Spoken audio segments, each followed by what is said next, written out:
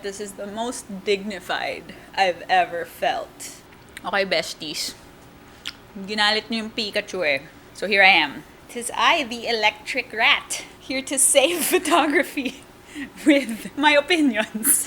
Let's see how that goes. Please take me fucking seriously.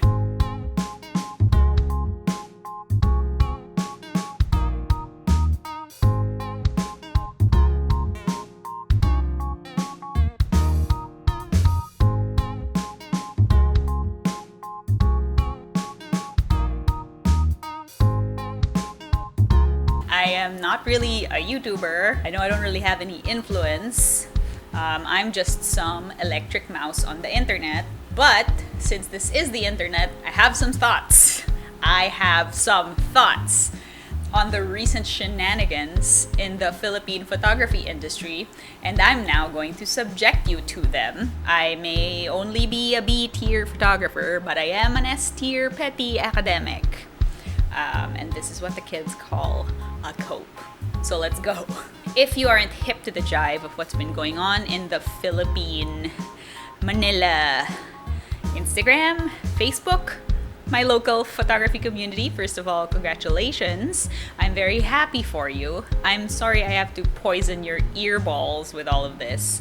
But we recently had a bit of a community upheaval thanks to one certain camera distributor and their marketing decisions and how that played out in the larger industry. Now, to be clear, this brand and their marketing choices are not really what I want to talk about. But this video does kind of need to begin with what happened with Canon Philippines 2021 Brand Ambassadors reveal, so let's start there.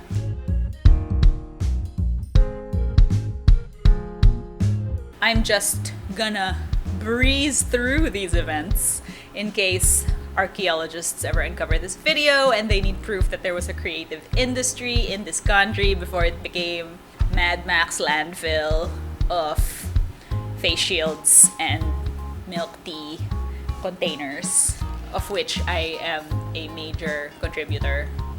In July 2021, Canon Philippines revealed a list of 11 brand ambassadors, all of whom appeared to share one unmissable characteristic. They were all men. This announcement was not met with the applause and well wishes that the brand and maybe the ambassadors probably expected. Instead, criticism and anger towards the selection spread swiftly across social media as users expressed their rage and disappointment at this regressive move from the camera manufacturer's local distributor. Ano ba? Sino ba nagpapatakbo niyan, ha? Sausage Fest. Where are the women? Women are allowed to use camera in Philippines, right? Where are the girls and gays at? I know none of these people. 10 PH males and 1 non-PH travel photography male. Really? So the women are the subjects in most of their featured art, but aren't the actual ambassadors. Diyos ko. Amoy itlog. Pika-pay. This outrage did not die down in the following days, as certain receipts and screen caps were also shared on Instagram and Facebook, some revealing that, in a ham-fisted attempt to quiet the angry mob, the Canon Philippines team decided to blast messages to them whomst were referred to as lady shooters. Allegedly. Dear Canon Lady Shooters, as we recently launched the 2021 Canon Brand Ambassadors, BEAs, there were some clamor of having lady or ladies in the lineup. Given that, we got an idea of glorifying and acknowledge the power of Canon women in the photography league.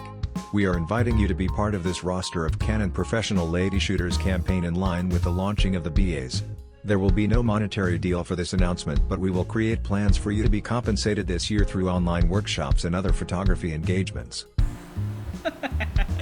Because, what if they use the money to buy makeup or menstrual products? Can you imagine? Lady Shooters Amp? Ano yun? New Up Basketball Team? Bulok. What the fuck? Stop calling them lady shooters. You're just embarrassing yourselves. Honestly, you sound so unevolved. Nakakahiya. Y'all didn't pass the vibe check. Own up to your misogyny and don't use performative activism to save your image. few days later, Canon Philippines issued this statement. We abide by our Canon Group philosophy of Kyosei, which is living and working together for the common good. Canon Marketing Philippines Incorporated supports camera enthusiasts and content creators regardless of gender, culture, customs, language, or race. Our brand ambassadorship is continuously growing and always welcomes more members who are interested and committed. Members are evaluated through their professional expertise and consistent brand support. We appreciate learning from your voices in the community. We are listening. Which, as responses go, could have definitely used another draft. After that, one of their ambassadors for photojournalism, Jilson Chu, renounced his ambassadorship, citing a difference in principles. Good for you, Jilson. We stand. Oh, we stand. That is king shit right there. Oh. As of this writing, Canon Philippines has made no further comment on the matter and has, gone back to their regularly scheduled social media feed. Yeah, tell me more about how many quadrillionths of a second it took to photograph that. I know that's what everyone asks me about my photos. Girl, anong ISO mo? Oh, 3200. Oh my god, me too. 20. I'm not personally a huge fan of anong settings gamit mo conversations unless I am having them with students who've never used a camera before. Outside of that, I find the information kind of superfluous. But your mileage may vary on that one. I'm just not interested. And listen, brand ambassadorship, it's not exactly a Nobel Peace Prize or anything, right? I've seen people downplay the issue because, well, why does anyone care about this anyway? It's a brand, not an award-giving body, so what? They can sell to whoever they want, right? Silly capitalism. Well, while I do think there is some truth to that, and there is a degree to which I think the situation is more hilarious than dire, overall, I think there is a nerve being struck here that had already been ringing for quite some time. But we'll get to that. Ang masasabi ko lang po bilang isang Pikachu ay Pika P. Pika fucking P. Pika motherfucking P. And also, Crusaders of Light. You do know that the Crusades were essentially medieval religious terrorism? Are you aware that they were bad, actually? But, okay, what did the discourse around the matter actually sound like? And when I say discourse, I do mean the comment mobs and Twitter threads and Facebook opinions. What were the brand ambassador naysayers naysaying? What did the band of special hunkin' snowflakes think of this? Well, admittedly, I do exist in a bit of a bubble of special hunkin' snowflakes myself, as I am a block people who are bad for my mental health kind of social media user. So a lot of the commentary I was seeing on my own feeds were generally comments I already agreed with. Some people just made fun of the situation, myself included, through sausage gifs and jabs at the one random white dude that somehow made it on there. He's always on there, apparently. Many accused the brand of misogyny and willful ignorance to the many female photographers that are making names for themselves in different categories. Several lists circulated of female and non-binary photographers who could have credibly been considered for the ambassadorship. It's not like walang magaling na babae or gender non-conforming. Links below, I guess. Some people made disgusted threats to throw out their own Canon gear. A bit dramatic, but I empathize with that impulse. You should have seen the look I would give my cameras after Nikon did this exact same thing in 2017. I attended the Clubhouse panel that was convened as a reaction to the whole event, and I learned a lot from that one. Most remarkably that, according to photojournalist and bringer of the hammer Ezra Akayan, that he was approached for an ambassadorship by Canon Europe when he wasn't even a Canon user.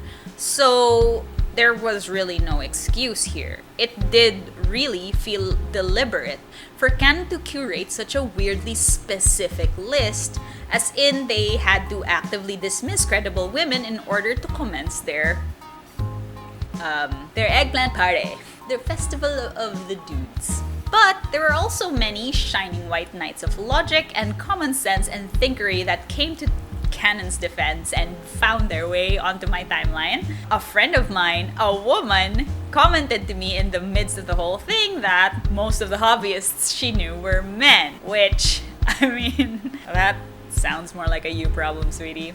I won't dignify a lot of these comments with dramatic readings, but I do wish to highlight one particular public response that I think segues into what I actually want to discuss here. Canon ambassador and crusader of light, Edward Winchester Montenegro, not his real name, had this to say on his Instagram. Been along since I posted something. Would like to share these photos in line with the Canon Crusader of Light launch. Speak. I find it funny that in this day and age, people still jump into conclusions and make use of certain incidents to their online advantage. When certain types of people clamor for attention and just blast away with negative comments without getting the facts and the story behind it. Even people who have no relation to the issue are bashed and judged, and these younger demographics clamor for attention, and yet they have not proven themselves in this craft, but they become the judges and the jurors. The demographics of color grading and presets with tacky compositions are the outspoken ones, and those with real talent remains meek. Let the photographs speak. This one coming from the experienced. Ooh, very interesting. That's very, very good. Many thoughts were thunk in the writing of that. Side note, I know I don't really have any pull here as I myself am but an electric mouse. But I would like to earnestly request to anyone who might feel so inclined and who recognizes who this might be to please not harass this person. Just don't do it. I don't actually think he's the problem specifically. His statement is just a symptom of a more sinister and pervasive systemic problem. His post has done the rounds already, and it's been shared and made fun of, and I am already having it printed on a shirt to give away for Christmas, okay? Just leave him the fuck alone. He's not the point. And anyway, he has since posted an apology in which he states that he wrote the post as a knee-jerk reaction to the backlash, and his only intention was to defend his co-ambassadors. However, in that apology, he also states that I will not patronize the female and non-binaries. People who know me know that I don't look at these as a gauge. So, what I think he means by this is, I'm not going to patronize or support someone's work just because they are female or non-binary, because a photographer's gender identity is not how I gauge whether or not someone's photography is worth supporting. I hope that's a fair reading. I feel like he's also saying that he's able to tell just by looking if a photograph is good without needing to know who took it. And I genuinely think this is a point worth exploring. As a triggered snowflake younger demographic lady shooter pikachu who loves tacky presets and color grading myself, it is pretty easy for me to dismiss this rhetoric as mansplainy boomer gibberish. But I think I can recognize the good faith argument being made underneath here. And it might actually be on the mind of some people who aren't that familiar with the industry or the situation. So let's go with it. Let's get the facts and the story behind it. Let's discuss. Why is it so important to pay attention to gender or gender nonconformity in spaces like this? Why can't photographs or art just be looked at independent of their creators? Separate the art from the artist and death of the author and all that, right? Why can't we just let the photographs speak? Because they're saying fucking sexist shit. Pika out. Ba-bam.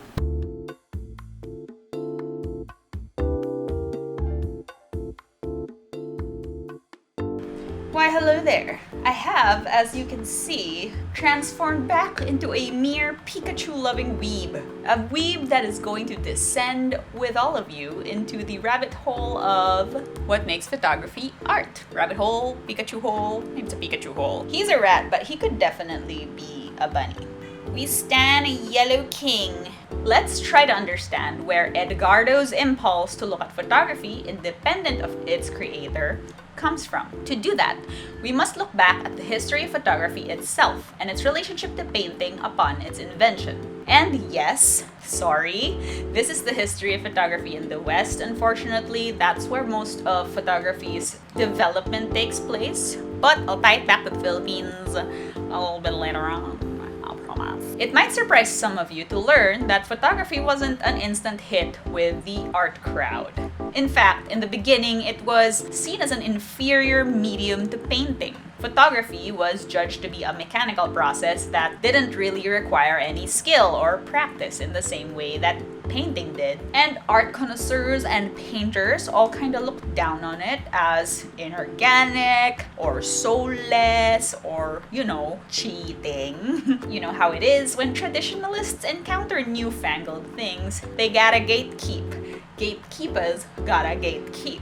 Think about how people first reacted to, or still sometimes talk about, digital photography. Here are some choice quotes from the era. The fear has sometimes been expressed that photography would in time entirely supersede the art of painting. Some people seem to think that when the process of taking photographs in colors has been perfected and made common enough, the painter will have nothing more to do. If photography encroaches on any department of art, it is that of the engraver. For however ingenious the processes or surprising the results of photography, it must be remembered that this art only aspires to copy. It cannot invent. The camera, it is true, is the most accurate copyist, but it is no substitute for original thought or invention. Nor can it supply that refined feeling and sentiment which animate the productions of a man of genius, and so long as invention and feeling constitute essential qualities in a work of art, photography can never assume a higher rank than engraving. Photography can never supersede fine art, and no matter what greater perfection of development it may reach, it will still remain just as imperative as ever that the artist should labor faithfully and patiently to record facts of natural aspects. This labor being the only way in which the artist's language can be learned, and his feelings disciplined to recognize the noblest conditions of truth and beauty. The photograph cannot supersede art, because no photograph can represent complete facts. All labor of love must have something beyond mere mechanism at the bottom of it. Hanggang dito ba naman? Gatekeeping pa rin. As a response to that mindset, photographers ended up going hard on making photographs feel like they were just as good as paintings. They used darkroom, shooting, and printing techniques that manually interfered with their prints in order to give their photographs that painterly aesthetic and handmade quality that critics accused photography of lacking. Overcompensating much.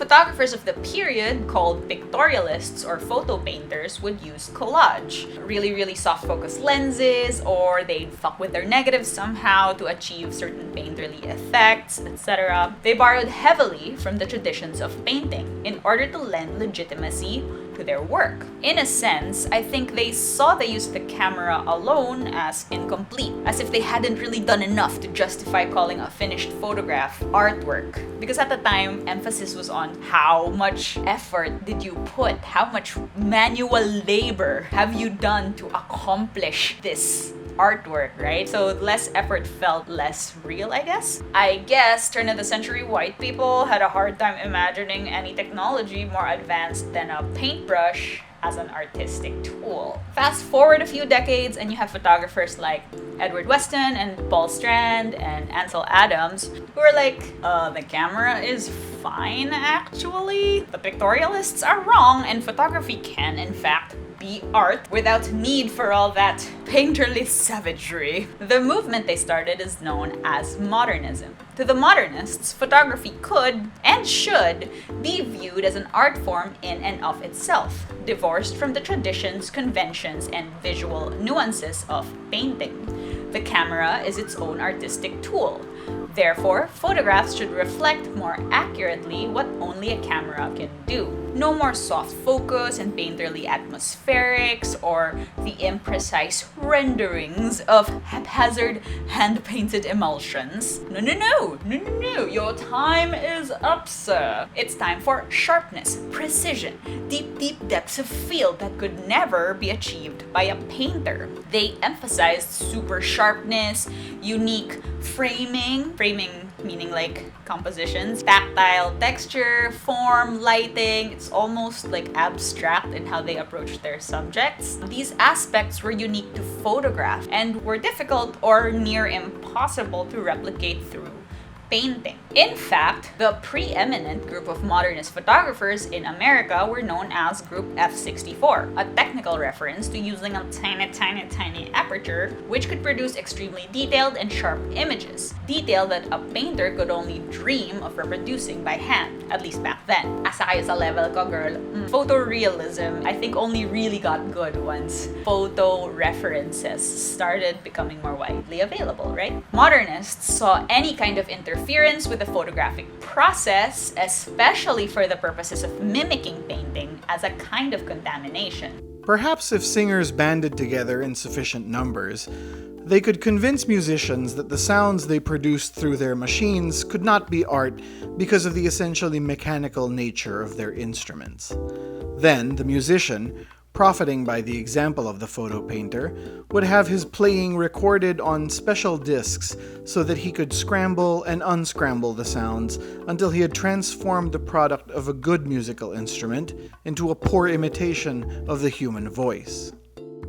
So, to these guys, there was a kind of technical purity to photography that separated it from painting. This shift in thinking is what elevated photography from some disembodied robot process to actual acceptable way to make art objects.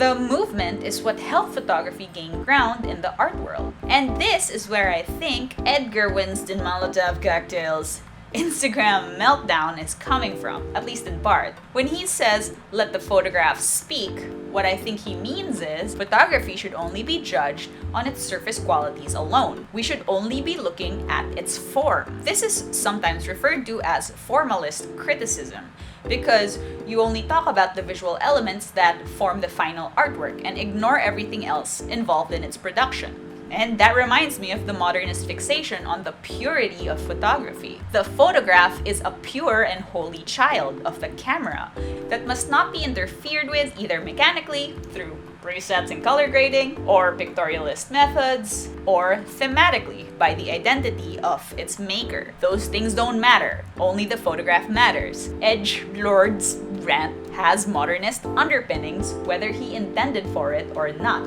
The only real photography is straight photography. And the only way to examine it is to examine its face. Hindi nyo naisip yun, no? Hindi nyo naisip yun.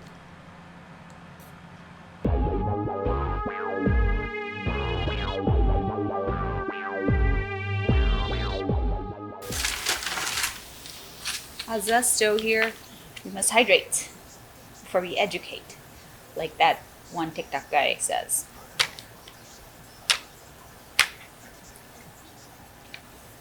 So, I definitely understand how it is justified to adopt this modernist way of thinking and necessary for photography to stake its claim as its own kind of art form separate from painting. Hell yeah, photography is its own art form. Sure, I think people sort of agree on that now. And I can also see why a company that manufactures cameras would be attracted to a modernist outlook, because it centers the camera as the most important part of creating a photograph.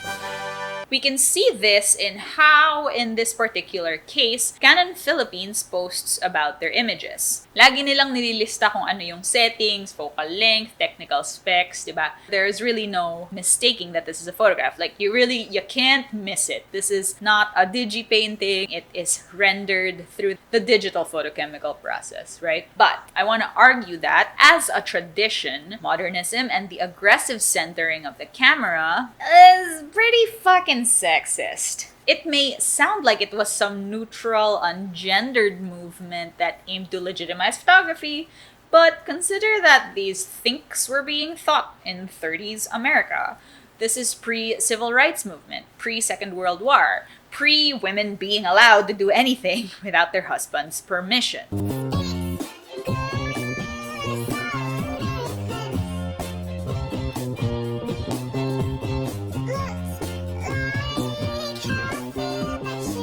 The Philippines was still a colony of the US, and photographs of us and our people were used to justify their empire. More on that in a video linked below. It was not exactly a level playing field for all players. Who do you think owned cameras? Who do you think had access to darkrooms? Whose work was being put in galleries? Who was deciding what made photography art? The visual aesthetics normalized in modernism, these sleek, beatific forms, the dramatic lighting, the emphasis on texture, the sublime nudes, and holy shit, were there a lot of nudes, and nude-adjacent works. These were all driven primarily by the visual pleasure of white men. This is often referred to these days pejoratively as the male gaze, the emphasis on giving the straight male visual pleasure. It's a little more complicated than that, but for the purposes of this discussion, let's stick with that definition, right? Visual pleasure. Who's getting it? If it's a male, it's called the male gaze. There you go. So here's an example. Edward Weston, one of the central figures of photographic modernism, and a photographer whose work and writing I actually deeply admire, did a fuck ton of nudes, which are all considered super important and influential, at least over there. First of all, I'll give you one guess how many of them were of a male. A lot of the time, these were headless and faceless women. And why? The body of the woman was, for Edward Weston and his wife Caris Wilson, one of only 3 perfect shapes in the world. The other 2 were the hull of a boat and a violin. The compulsion to choose such forms as perfect was understood within the formalist aesthetics of modernism. We must never speak of content. Enjoyment of nudes is ensured through the erasure of the threatening gaze of the woman, either through literal beheading, aversion, or covering of the eyes, as if she did not know she was the subject of your gaze. She does not look, pretend she is not being looked at, and at the same moment we know very well that she knows. She is the one to be looked at without looking herself. The denial to look is also, by implication, the denial of woman's access to the production of knowledge. So, women are definitely the subject of his photographs, but they aren't allowed to be engaged in, to acknowledge, or participate in its production. Women are to be looked at while men do the looking. That's pretty much the male gaze in a nutshell, right? That is the Twitter bio of the male gaze. Female involvement in the photographic process, at least under this mindset, is relegated to being the object of desire. Full stop. This is known as objectification. The woman is reduced to her form, her body, her identity is eradicated. Content doesn't matter, context doesn't matter. She's the equivalent of a violin, a hull of a boat. What's important is that she gives him visual pleasure, na masarap siya sa mata ng lalaki. There's no attempt to see through the photograph, to examine its origins and its production. This kind of engagement with images rejects any desire for context. And okay, you know what? Sometimes that's fine. One of my own gripes with people barking about male gaze everything is that it takes for granted that the male gaze is actually value neutral in a vacuum. In a world where there is no inequality and everyone just kind of like just floating in a white void, diba? Walang injustice, walang problema. Photographs of faceless naked women are qualitatively neutral in a space like that, right? Elsewhere in the multiverse, these photographs are not that loaded. But in this world, with all its problems and systemic injustices, the prominence of these images means something.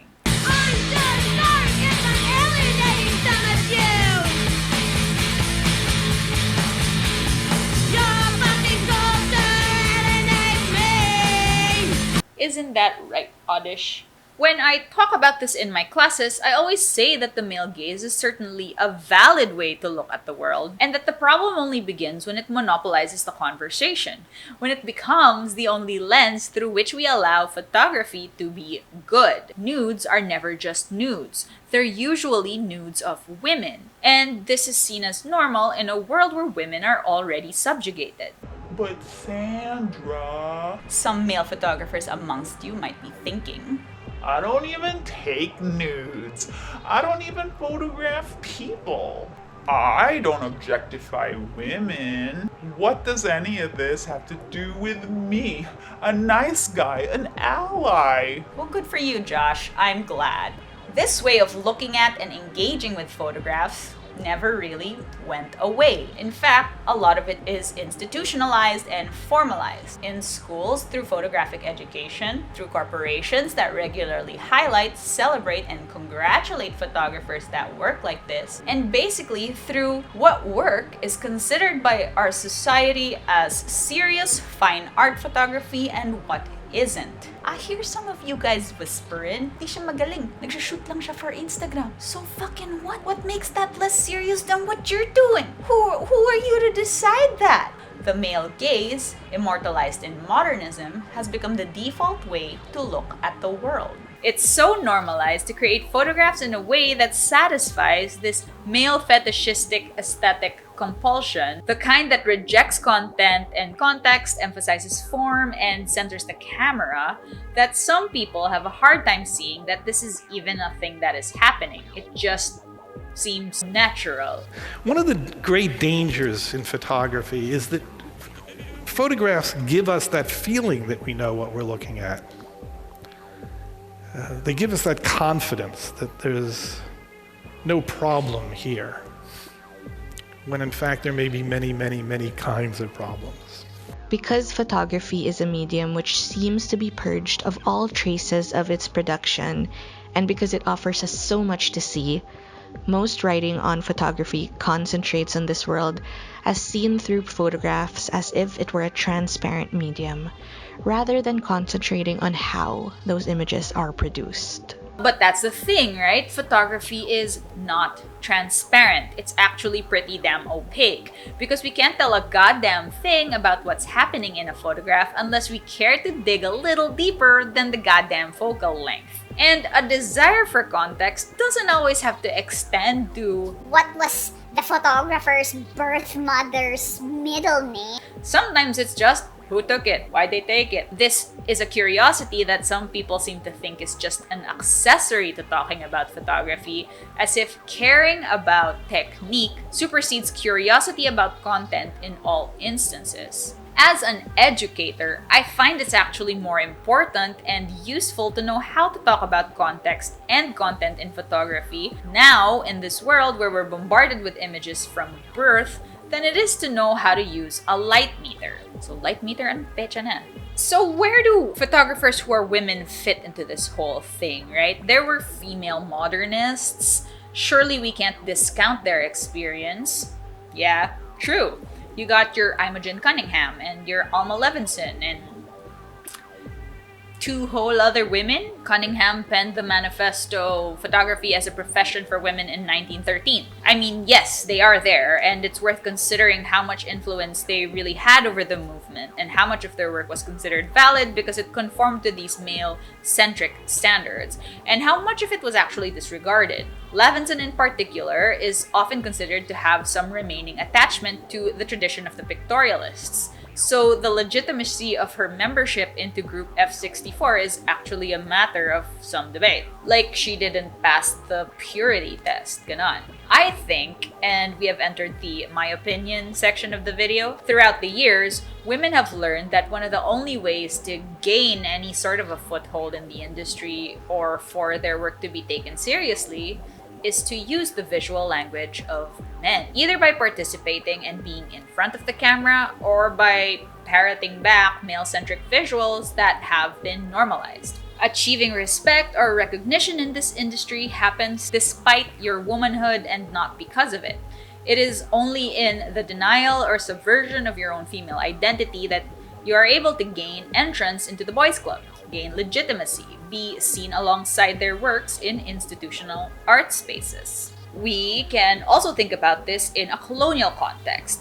Like, consider how one of our most nationally lauded pieces of artwork is the Spoliarium, work that draws from the European painting traditions and contains no visual references to the Philippines at all. Juan Luna had to use the visual language of our colonizers in order to be legitimized, to get that award thingy that he won for the painting. That was the only way to get his message across. It's a similar kind of artistic adaptation where the marginalized people has to use the language of the oppressor in order to have their concerns legitimized somehow. Like, he's only considered a genius because he was able to do European style painting.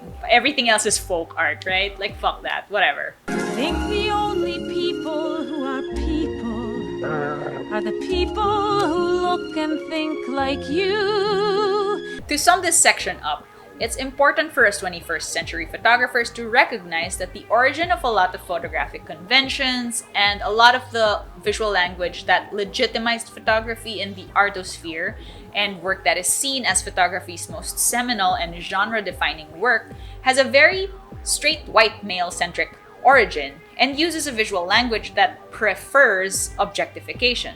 It likes to reduce its subject to its form.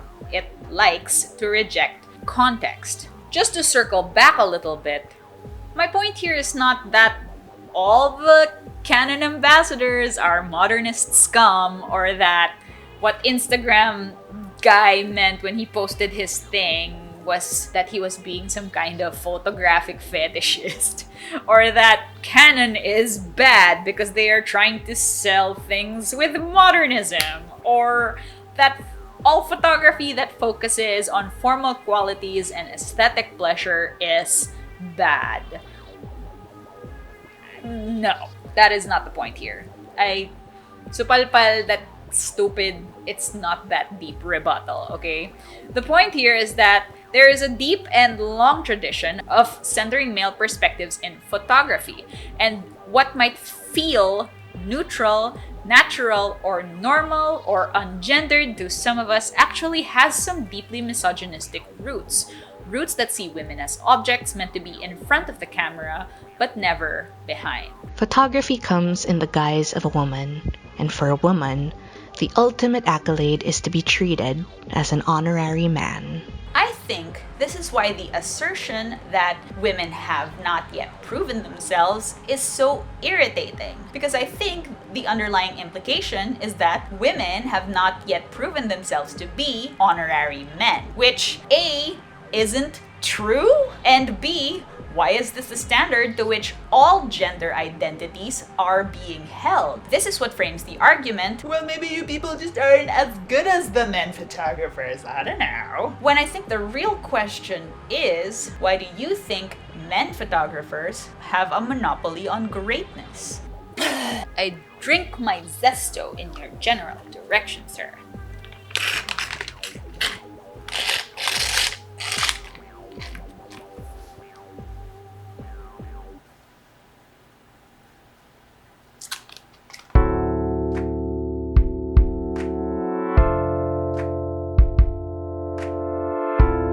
I'm out of zesto, so got the next best drinky drink.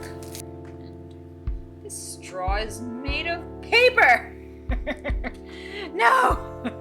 Shit! This is unfucking acceptable. When did they change these? Unfortunately, the centering of male perspectives is not limited to the photographic category.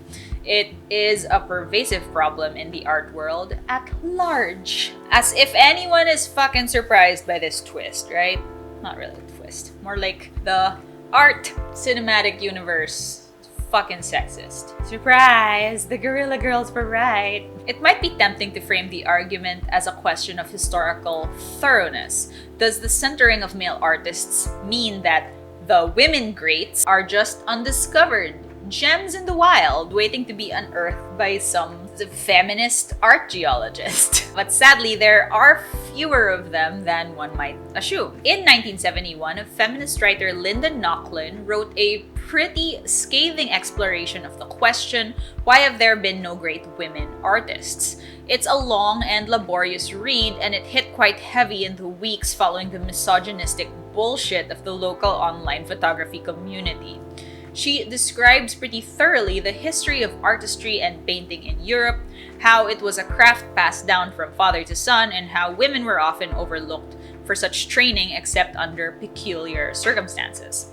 And the effect that this had on the Western artistic canon. Masakit siya basahin because a lot of it feels really familiar. One of the things she talks about that kind of stuck with me is how the popular conception of art making is as some kind of mad genius impulse, some mystical spark that happens inside of an artist that just has to get out through whatever means necessary, and that it's mostly a question of giftedness. We don't see it as something that primarily results from hard work, training, or even economic or socio-cultural circumstance, diba? You can hear this when people talk about parang, ay, si ganyan, artist yan, talented siya, ako hindi. As if there was no way to bridge the gap, as if you could never get from point A to point B because they were just born with this natural talent and you're like some normie. I think that's how that manifests when people talk about their conception of great artists, right? Nochlin goes on to say that this outlook privileges the work of men who have the space to spontaneously create work and therefore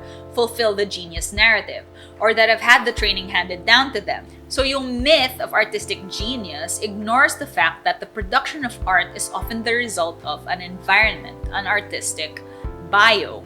Nasaan ba yung artist? May studio ba siya? Sino kasama niya sa studio? Sino nagbabayad ng kuryente nila? Paano siya nakakabili ng art materials? Sino nagbibigay ng feedback? Kanina niyo napapakita yung artwork niya? Nochlin argues that these factors are a bigger driver of the production of great art than the mystical spark of genius. So, an environment hostile to art production probably has more of an effect on the ability of women artists to produce work than the presence or absence of a spark of genius. I wonder what a hostile work environment could possibly look like. Just try to be something other than a straight guy and spend 10 minutes in a room full of male photographers. The thing about the myth of the artistic genius is that it shifts artistic greatness to something innate rather than the result of hard work. Challenging that doesn't make a lot of people happy, especially artists, because I think they think it somehow makes them less special. A thought which I think should encourage you to interrogate what you think special means. Believing the myth is enticing because it means whoever is recognized for their artistic talent have access to some magic that others do not. This magic cannot be earned. It can't be worked for. This is just God's plan. Okay, Josh, you tried to create the greatest artwork of our generation when you have to work 3 jobs to keep the lights on and put food in the mouths of 5 people during a pandemic. Ya can't. You know how I had the time to write 15 pages roasting you neckbeards? It's because I don't have children. Here is an excerpt from Laughlin's essay. The fact of the matter is that there have been no supremely great women artists as far as we know. Although there have been many interesting and very good ones who remain insufficiently investigated or appreciated. Nor have there been any great Lithuanian jazz pianists, nor Eskimo tennis players, no matter how much we might wish there had been. That this should be the case is regrettable, but no amount of manipulating the historical or critical evidence will alter the situation, nor will accusations of male chauvinist distortion of history. The fact, dear sisters, is that there are no women equivalents for Michelangelo or Rembrandt, Delacroix or Cézanne, Picasso or Matisse, or even in very recent times for de Kooning or Warhol, any more than there are Black American equivalents for the same. But in actuality, as we all know, things as they are and as they have been in the arts, as in 100 other areas, are stultifying, oppressive, and discouraging to all those, women among them, who did not have the good fortune to be born white, preferably middle class, and above all, male. The miracle is, in fact, that given the overwhelming odds against women or blacks, that so many of both have managed to achieve so much sheer excellence in those bailiwicks of white masculine prerogative, like science, politics, or the arts. Thus, the question of women's equality in art, as in any other realm, devolves not upon the relative benevolence or ill will of individual men, nor the self-confidence or abjectness of individual women, but rather on the very nature of our institutional structures themselves and the view of reality which they impose on the human beings who are part of them. As John Stuart Mill pointed out more than a century ago, everything which is usual appears natural. The subjection of women to men being a universal custom, any departure from it quite naturally appears unnatural.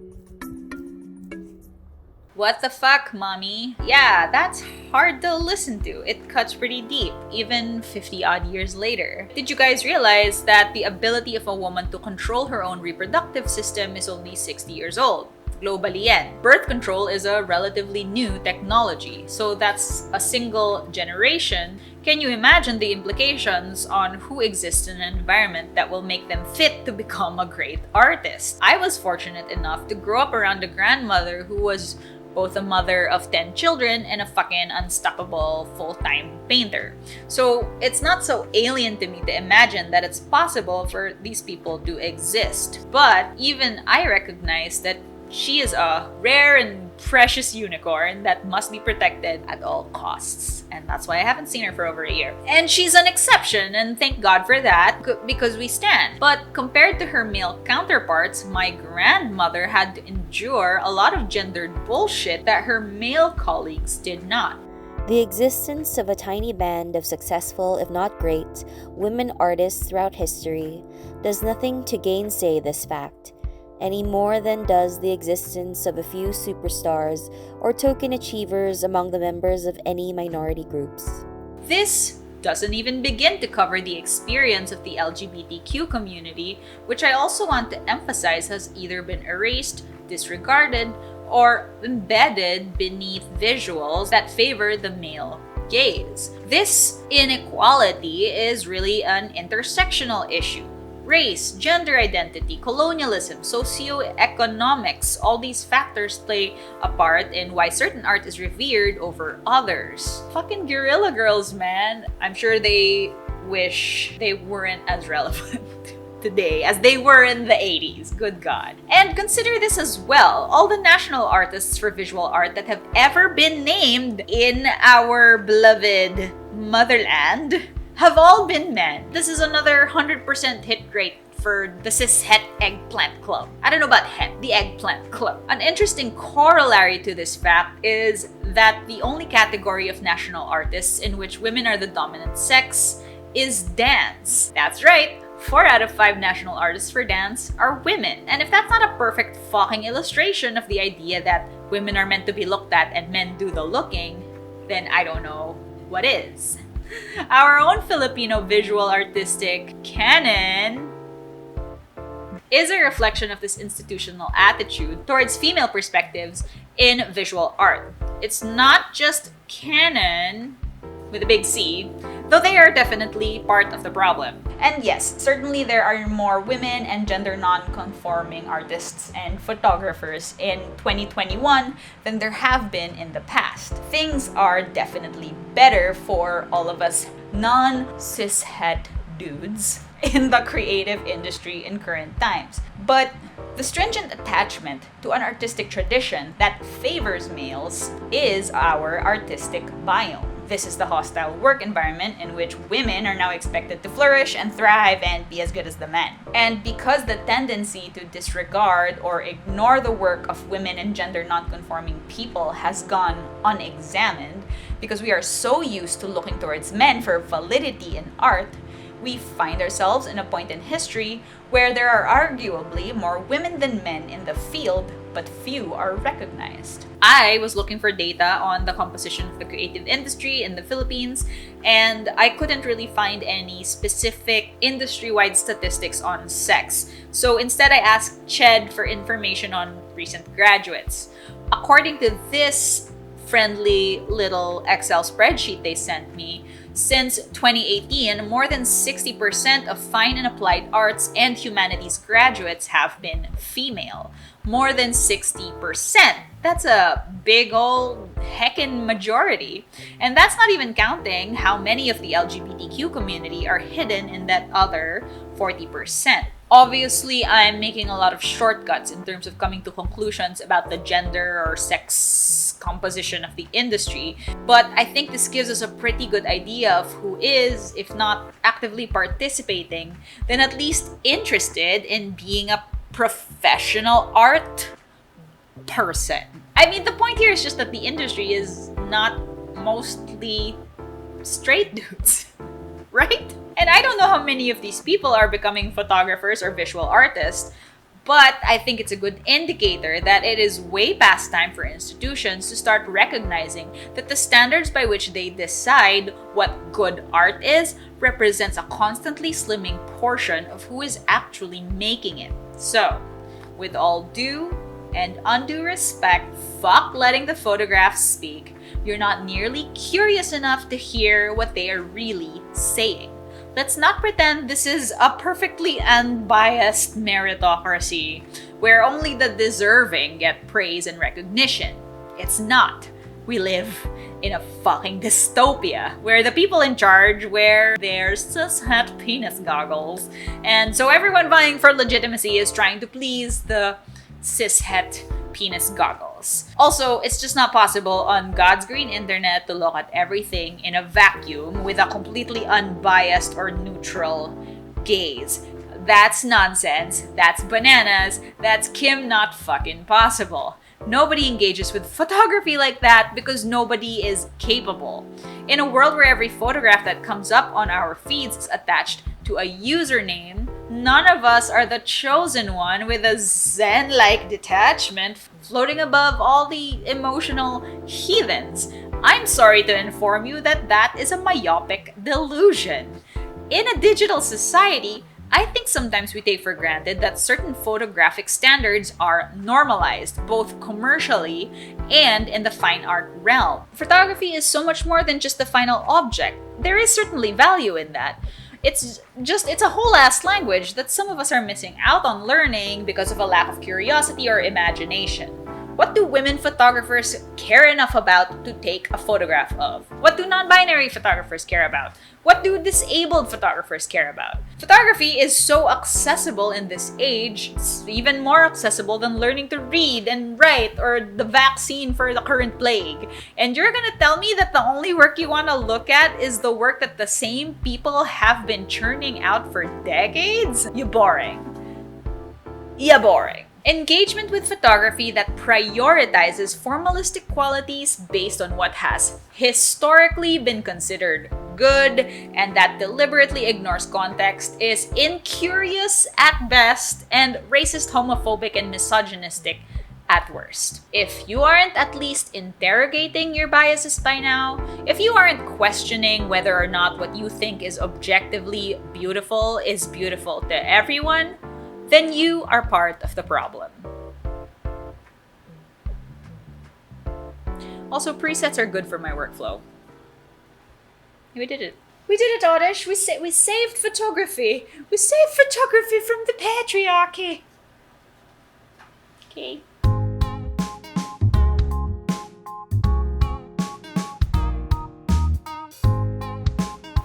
Man, I don't know.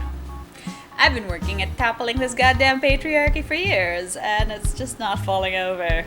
As an art educator and leader of the free people, and top-tier electric type, the best course of action I see for all artists, regardless of persuasion, is to continue to pursue their own unique vision.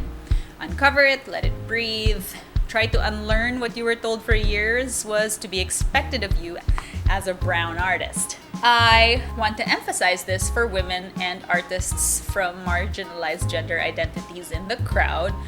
Don't let these people persuade you that the only path to artistic legitimacy is to ape some straight white male version of reality. Your way of seeing is uniquely yours, and if you aren't seeing it represented in spaces that are meaningful to you, this is even more reason for you to exist and take up space and be that person for someone else. Imposter syndrome is a response to a hostile system. Don't listen to it. Just keep making your art, and remember that your visual pleasure matters too. Fuck them haters. Pika motherfucking P. Pika motherfucking P. It matters to ask these questions, and it matters to talk about the answers.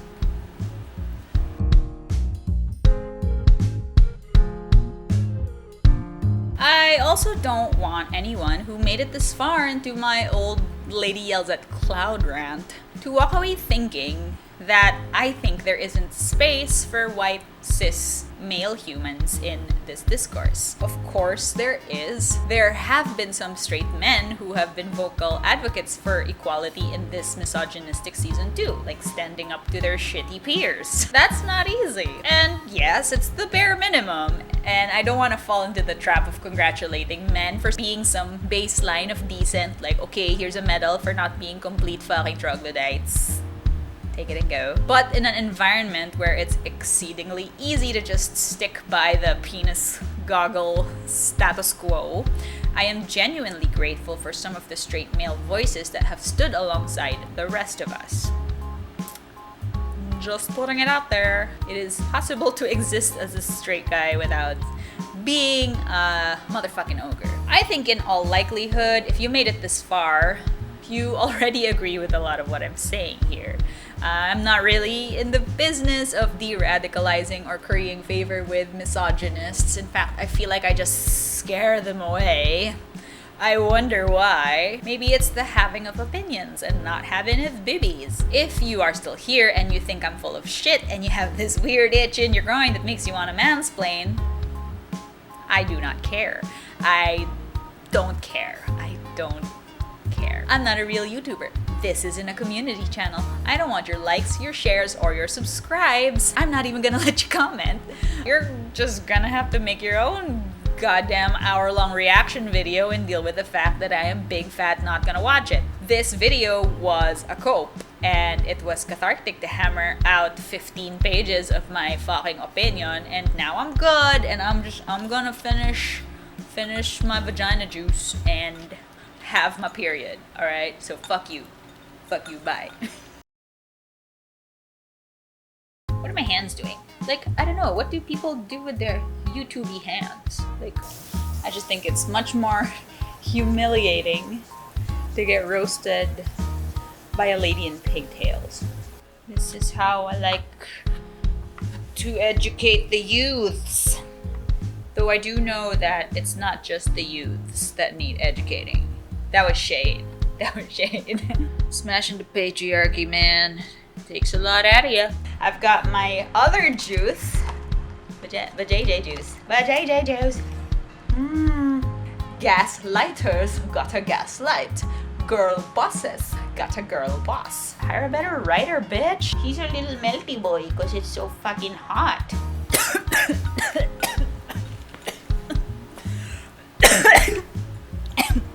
I'm gonna die. The pearls are out to get me. The pearls want to kill me. Machinations of the patriarchy. Just felt like delivering an academic tirade in a Pikachu onesie. Don't judge me. Somebody come get her. She dancing like a stripper.